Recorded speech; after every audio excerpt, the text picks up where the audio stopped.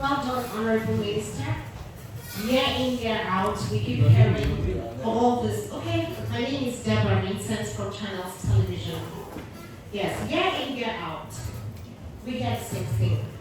We reporters, we report the same thing. But for this thing to translate, you mentioned what was actually my heartbeat, and which is data. Is there any structure of collating this data so that the real farmers can actually get to be, empowered to produce food for Nigeria? Okay, one. Sorry, someone has already raised his hand.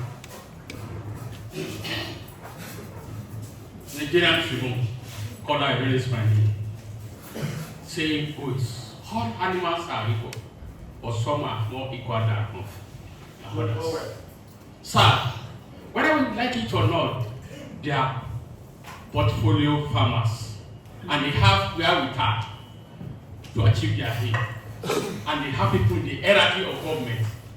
What are the way forward you put into practice or into pay to checkmate their attitude, to deny the real farmer from getting their incentive and the financial support from the government? Honorable Minister, sir, my name is Mohamed Kabir. I write for New Telegraph newspapers. Well, the federal government may have excellent, policies of farming and all that, but the reality is that large chunk of these local areas are being dominated by insecurity. The farmers are being chased away from their farmland, and there is no space for them. I don't know whether there is new, strategy, insecurity approach to tackle and give farmers space so that Nigeria will get the food. Yesterday, an expert talked about the land problem, where you farm 1, 2, the land will have to be looked into, and of course, while cultivating, apply different policy and strategy. I don't know that the federal government is taking care of this land problem where you have cultivated so much, activities on it, and it is upgraded. Thank you. All right, thank you very much for the three beautiful questions. One is on data, the other one is on benefits getting down to the farmers, and this other one is on insecurity and the land question. Now, let me start with the last question. When you said farmers are being chased out, farmers are not getting land, to me that is a stupid generalization. I agree totally. We have insecurity challenges, and the president also has accepted that there are insecurity challenges, and that's why since he came on board, he went to work with his chief of defense staff, chief of all the armed forces. And as far as I can say, if we want to be honest and sincere with each other, we know that from 2023 to date, there has been a remarkable improvement in the security outlook in Nigeria. We are not saying the problem is over. There are challenges in some states up to now, but there has been substantial improvement. And I think we have classical cases to talk about. I represented Niger North Senatorial District for 8 years, 2015, 2019, 2019, 2023. And during which course during which time I had calls to make presentation on insecurity on the floor of the Senate on behalf of my constituency. All the areas I have made that presentation to, as of today, they are all safe and they are back to farm. In fact, from my local government, one of my henchmen just sent me a bag of beans that in the last 10 years he has never had the opportunity to farm like he did in 2024. I'm talking about 2024 harvest. Because he just gave it to me not more than 2 So it's under the 2024 harvest. Now, this was an area where they don't even see. The youth in that town are always prepared for any attack. They can't even go to farm. So we know there are improvements. In Kaduna State, Benin Kwari is a case study. That axis, nobody is able to go there. But the market that has been closed for more than 10 years is now operational. And so the story is all in different areas that there is improvement. So, but mark my word, like I said, we are not yet out of the woods. But at the same time, the president is not resting on his past. And all the security formations are also not resting. And they need our total support for them to eliminate all these threats we're talking about. But be that as it may, you talked about the aspect of land. Of course, like I said earlier, there is pressure on land. The pressure on land is because of population. I'm from Niger State, the largest state in Nigeria. I traveled from Abuja to Lagos, my hometown, and that is a journey of almost 6 to 7 hours. Now the point is that I'm aware of locations where before there were no people. But today, new towns have emerged. And if you check, it is internal migration from people who are moving from other places. So there's pressure on land.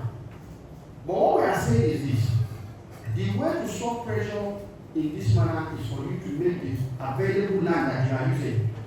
If you are supposed to get 10 tons per hectare, make it possible to get at least if it's 9 or 8. It's different from when you are making just 3 or 4. Because you are getting double. That way you will be able to meet the demand. Ideally, a good country where your food system is good, your population growth or your productivity growth, agricultural productivity growth should be more than your population growth. If our population growth is 2.3, we should have like about 5%. That will be able to match whatever population dynamics we are having. So I think this is one of the issues to understand this, and I want you to know that we are working based on this understanding. I hope I've done some justice to the question you asked. Now, the second question, if you have not had people in the village, that's where you don't understand what villagers are going through. So, the same thing is all over the place. And I think what the president has told us in no mistaken time is that I have promised to work for Nigerians. He has given us that mandate. Ours is to make sure we carry that mandate to the latter. But in doing that, we are just two. We are to provide leadership. Our directors in the ministry know we don't condone those nonsense. And that's why we are doing everything we can to make sure we have a structural arrangement that will enable us to take those nonsense out. On our desk, we are able to isolate those kind of papers. And there are things we are trying to do. But I will not say it here, because if I say it, it means I'm giving them solution to how they are going to counter the measures we are going to put in place. But mark my word, we are dead serious about this, and we're not going to allow this thing to continue. And that is why we're also crying out, so that Nigerians will also give us cooperation and understanding. The farmers will give us support. Those who are involved in this effort, like these centers, we need to also reach out to them. We need to also engage. And that's why at every opportune time, we want to continue that engagement. It is when we are totally committed to weeding out bad nonsense, like somebody will say, that is when all of us will get the kind of results we want. But if we keep quiet, those people think they are smart, because unfortunately we are living in an era in which when people are doing fraudulent things, they think they are smart. They will tell you it's being smart. That's not being smart. So I want to assure you that we are doing all we can to weed this out. For example, the mechanization scheme. In the past mechanization programs, people will just be given allocation for papers. They will go and take these tractors do not pay anything, and the next thing is back in the market. And somebody will go around again to go and buy the same thing and to supply the government. We are not out to do that.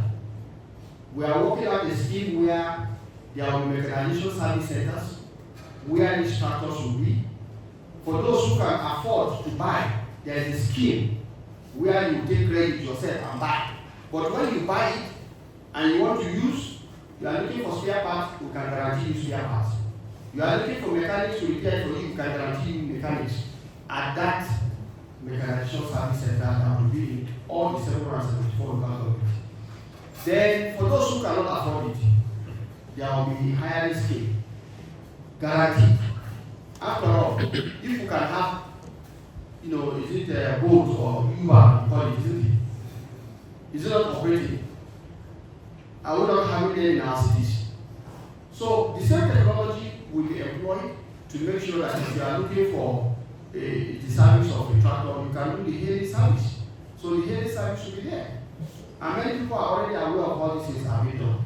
And then they can provide the service for you, you make your payment, and you do your work. And we are talking about people who will be trained. So we are looking at all of the issues and we are trying to provide solutions. Now, coming back to the last question, I hope also this one I have done justice to your question. The last question is actually the one that is truly at my heart.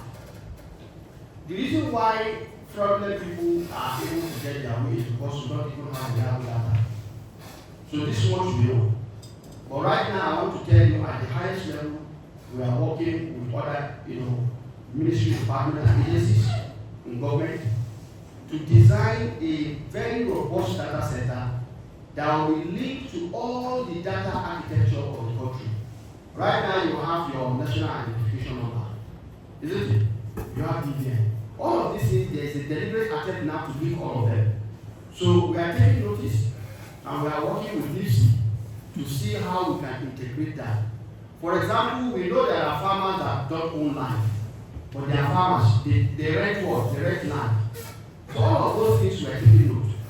And we have those who have land, at the same time those who do not have land, but they have their Bible and their paper. We also have our Bible and our paper.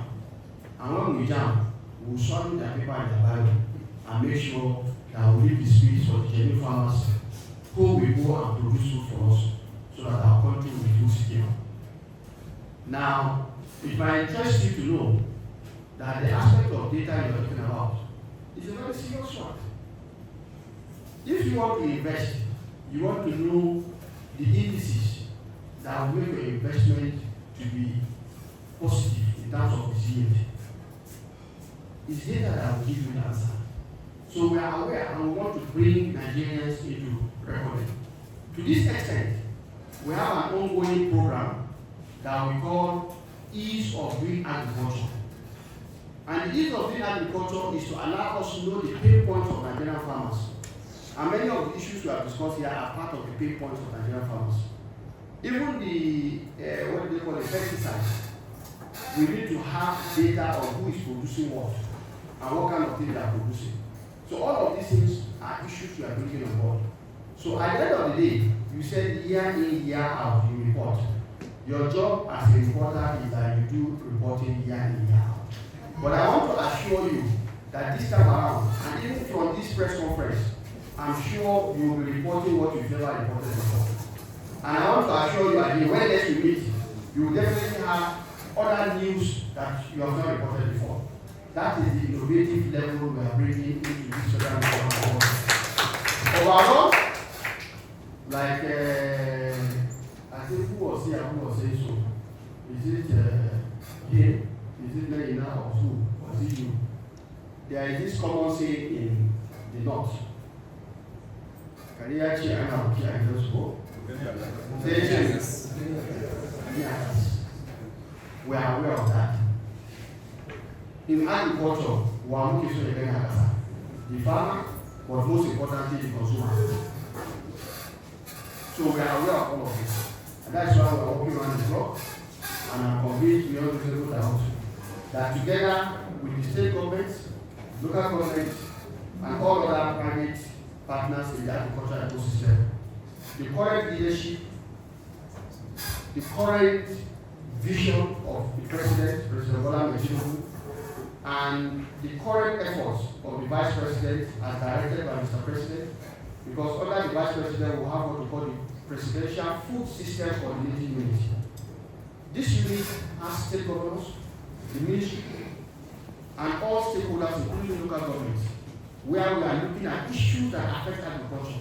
Some of the issues I'm talking about here, that is where we take them to, or that is where we are taking them to, and we are already getting answers and solutions on how to do things. So definitely, this has not happened before, and these are part of the new vision that the President is bringing to the table. Because repeatedly, President Bola Ahmed Tinubu said, "My vision for Nigeria is a nation where no one goes to bed hungry." If there is a vision, then we have to work for that vision, and that's what we are working for in federal